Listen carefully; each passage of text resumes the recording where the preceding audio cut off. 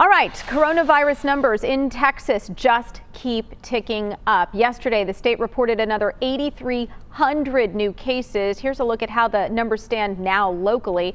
Tarrant County reported a single-day record of 938 new cases.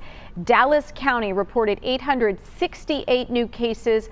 Collin County, 291. That's one of the highest totals there.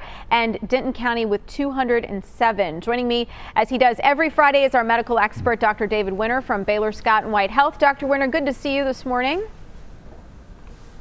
Good to be with you, Sonia. Thank you. Okay, let's break this down. Very basic first question. What is happening here? We're seeing the numbers rise. Is there something that we can attribute this to?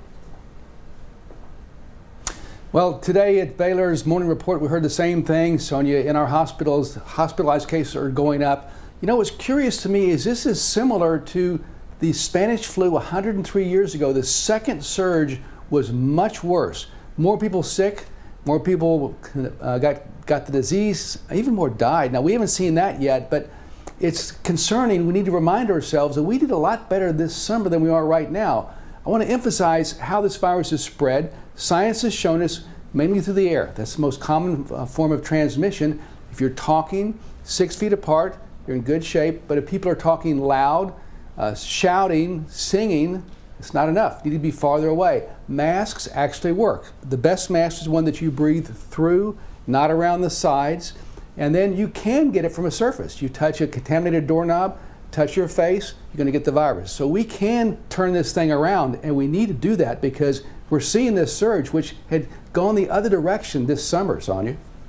Well, let's talk about antibodies, Dr. Winter, because I think there are a lot of questions and perhaps some confusion around this.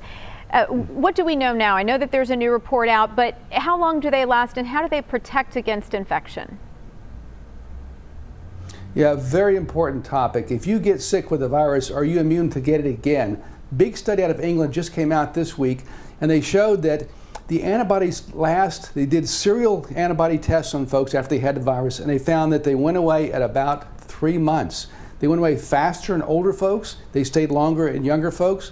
Previous studies said maybe 6 months, maybe 12. The main thing is you need to know it doesn't last forever. So if you get this virus, you're not immune. It can go away and it can come back again and get you.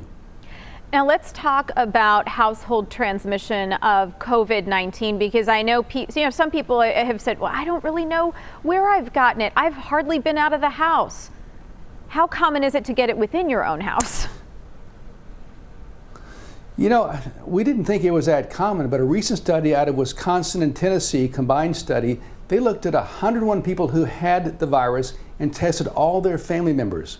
They were surprised to find that 53%, more than half, had the virus, had no symptoms at that point, got them later, perhaps, some of them dead. But it's very common in households, maybe one of the more common ways to get it now. So if someone in your family has coronavirus, they need to isolate their own bedroom, their own bathroom if possible. And you folks in the house need to wear a mask and wash your hands repeatedly because household transmission is more common than we thought. The virus is out there in all different kinds of ways. We just need to learn to take care of this going forward, Sonia. I worry people are letting their guard down. They're tired of it. COVID fatigue, if you want to call it that. But the virus is coming back right now in a surge, and we need to turn that course around. Well, you know, it's ironic, I suppose. I've had 2 text messages from friends. So these are people I know today who have it. And incidentally, one of them said, you know, should I go get a rapid test? I don't know if those things are as accurate as some of the other tests. What are you telling your patients right now, and where are you suggesting that they go get tested? Yeah, the rapid tests are pretty good. They're not quite as good as a coronavirus swab for the virus itself, but you get results back sometimes in 15 minutes. Many of the hospitals have urgent care centers you can use. The pharmacies have those, so you can find them around. You need to call in advance to get an appointment for many of them, but you can get the rapid test. Often the rapid test will be followed by a swab that'll come out the next day to confirm that. So I like those rapid tests. They'll tell us where it is and where it's not. If you think you may have it, get a test and isolate until you get that test result back, because if you think you have it, you're going to spread it along the way if you indeed have it at that time.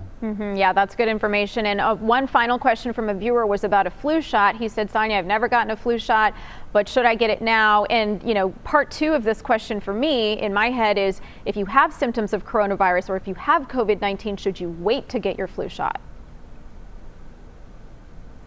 Yeah, this is a year where the flu shot is more important than any year before. I can't imagine how we're going to treat folks who get COVID and flu at the same time. That's scary to think about. Not only the fact that we're going to fill up our hospital beds if those two epidemics come up at the same time. We need to get a flu shot this year. I'd get one now. The flu is not out there yet. It typically comes in January, February, but sometimes it comes earlier. You want to get that immunization right now as soon as you can. It'll help protect you against the flu. Some think, will it help also with COVID virus? Well, maybe. It'll increase your immunity a bit to other things, but the main thing is you don't want to get the flu right now with COVID out there circulating. Two viruses are worse than one. All right, Dr. David Winter, thank you as always for your time and insight. We appreciate it.